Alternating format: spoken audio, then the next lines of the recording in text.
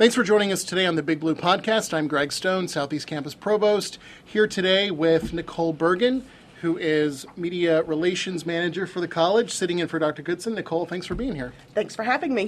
Glad to have you along. We're here in the McKeon Center for Creativity at Metro Campus, and our guest today is Mackenzie Murphy-Wilfong, General Counsel for Tulsa Community College. An endless fount of knowledge about all sorts of subjects. So, Mackenzie, thanks for being here today. Okay. So okay, this is you've good. been. We were just kind of joking before we got started about Mackenzie's experience, and I think we've kind of put her on the spot, having to talk a little bit about herself. But we're going to get into some really important subjects that I know you've been sharing a lot about in terms of community use of facilities and some new state laws that are coming. But I just wondered if you could maybe share with us a little bit. You've been at the college now for about 2 years. Came from Oklahoma State. What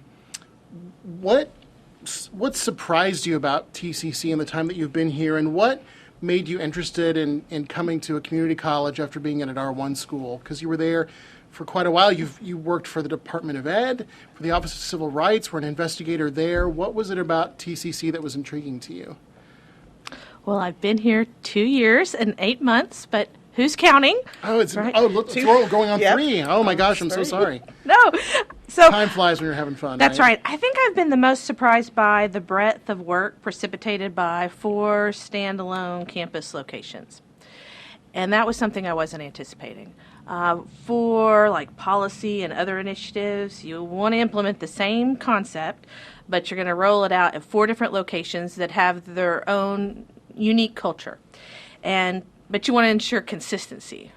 And so I think that has probably been the one thing that's been the most surprising and that I wholly underestimated at the outset of the role. But now I really like, because interacting with each of the campuses and getting to know the personality and the culture of the campuses is it's really fun. That's I would say one of the most fun parts of the job. Intriguing. What intrigued me about this position, I've been practicing for about 15 years, practicing law for about 15 years. And the entire time, it was implementing other people's visions of what an internal legal department should do, with the client's best interest in mind, but having either one layer or multiple layers of legal supervisors whose vision we were trying to cast broadly, either at Department of Education, where we were in a regional office, which was, rarely interacted with the office in D.C., and maybe just with one layer of supervision at OSU and the A&M Board of Regents.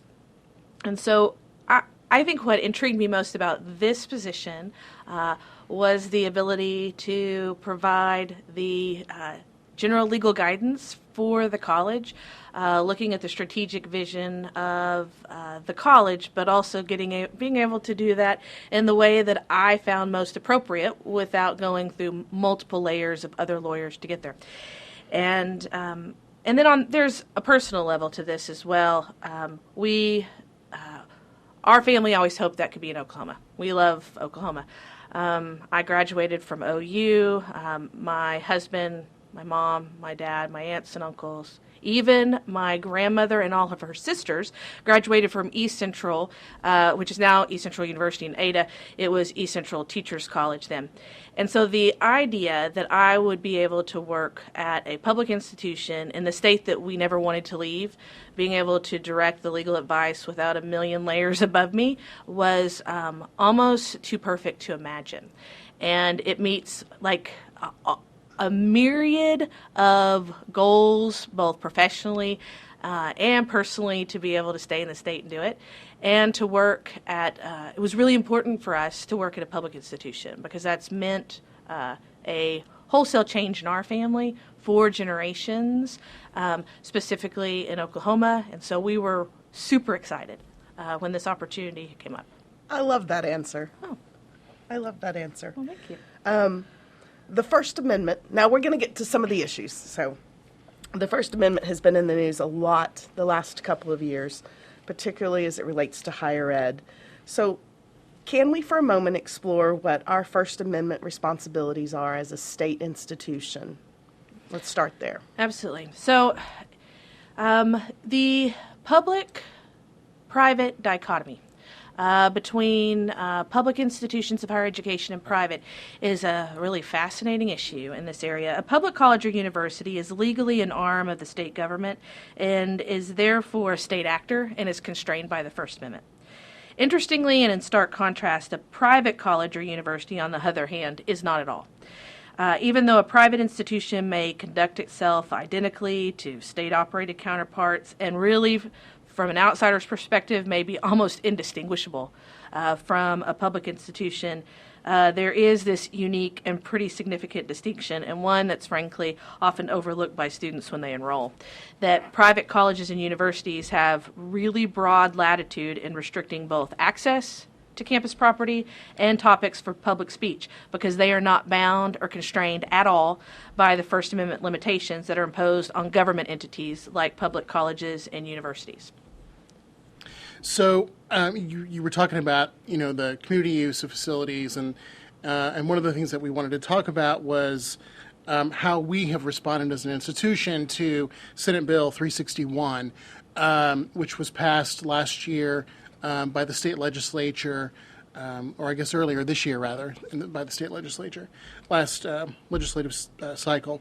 Can you give us an overview of 361, and where did it come from? What's its intent?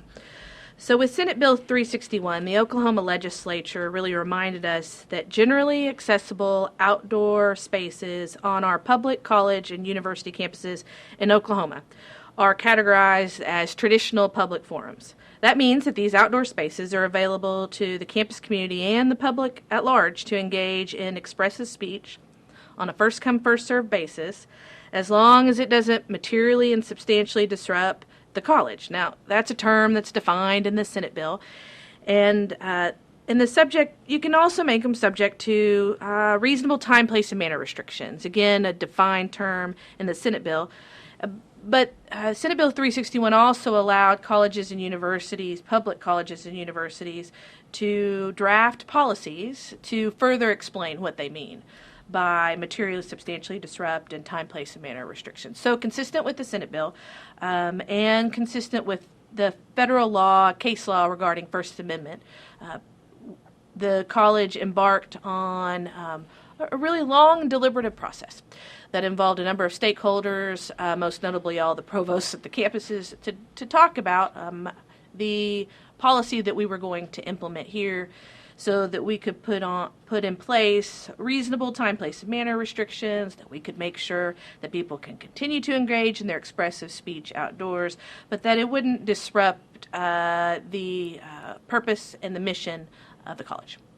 And so for someone who's been, just kind of as a follow-up, for people who maybe have worked at the college for a while and might be familiar with free speech zones, we no longer are just saying to anyone who might want to demonstrate or engage in expressive speech, you have to go to this one part of this one little space on campus. This Senate bill that was passed and signed into law by the governor says if it's outdoors, as long as it doesn't violate those time, place, manner restrictions, that's where you go. So it really has been a pretty fundamental shift. Absolutely. And that was one of the stated missions of Senate Bill 361, was to really get rid of the idea of free speech zones in the outdoor spaces for all public colleges and universities. Right. You no longer are allowed, nor should you, and it's really never been a best practice, frankly, right, to put people at the gazebo the furthest away from anyone who might hear their speech. And so the legislature, through Oklahoma Senate Bill 361, really reminded us that it is the intention of the legislature to ensure that all of our generally accessible outdoor spaces are available on a first-come, first-served basis, right, for expressive speech activities, not only by our campus community, but also by the public at large. I'm Nicole Bergen here with my co-host, Dr. Greg Stone, for the day. I say my co-host because I'm filling in for President Goodson temporarily. We're co-hosting, absolutely. And you're listening to the Big Blue Podcast. Our guest today is Mackenzie Murphy Wilfong, General Counsel at Tulsa Community College. And we've been talking about some personal things, about her work here and what attracted her to Tulsa Community College, as well as First Amendment and facility use space. So we have a new community use of facilities process. So how does it work? Can you walk us through and some of the decisions that were made about what areas would be available to the general public? Absolutely. The Senate bill, although it only addresses outdoor space, really provided the college with the ideal opportunity to address the use of indoor space by the public as well. The new community use of facilities policy was collaboratively drafted with the aid and input of all 4 campus provosts, and our facilities, particularly our indoor facilities, are first and foremost for the educational and academic use of students, faculty, and staff. In order to provide a consistent process across all 4 campuses, a single policy and public facilities use request form were both created, which provides a single source of information regarding rules and availability of these indoor facilities for use by the public at all 4 campuses. And the policy and the form can all be found on the website tulsacc.edu/reserve. And so, Mackenzie, if I'm sort of remembering all those conversations correctly, from some of my own experience, before we had this new policy, really how we were approving requests from community members. Obviously, lots of members of the community want to use space on campus for events. It was kind of haphazard sometimes, and might even depend on, changes in leadership at a campus. This really brings everything together and ensures that we're going to be consistent in our practice, and that we're fair and transparent with everybody. Absolutely. Having a single source for this information is critical. For example, with the construction at Metro Campus, which is very exciting, some of the indoor spaces are going to be offline for a while, but this single portal allows requesters to see what other campuses might have available. And just one more time, the website is tulsacc.edu/reserve. So if anyone at the college is, someone says, oh, hey, I know you, and my organization's looking for a meeting space. Where can I find information? That's where you tell them to go, tulsacc.edu/reserve. And as we wrap up the interview, we always have a big question at the end. And she's making a face. So, Mackenzie, if you could go back in time and give your 18-year-old college-going self a piece of advice before you started college or while you were in college, what would it be?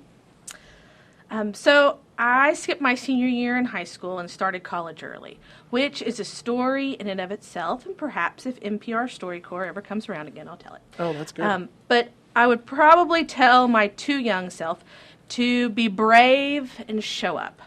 So my family, my spouse and husband, and my son, we have a saying that 99% of life is just about showing up.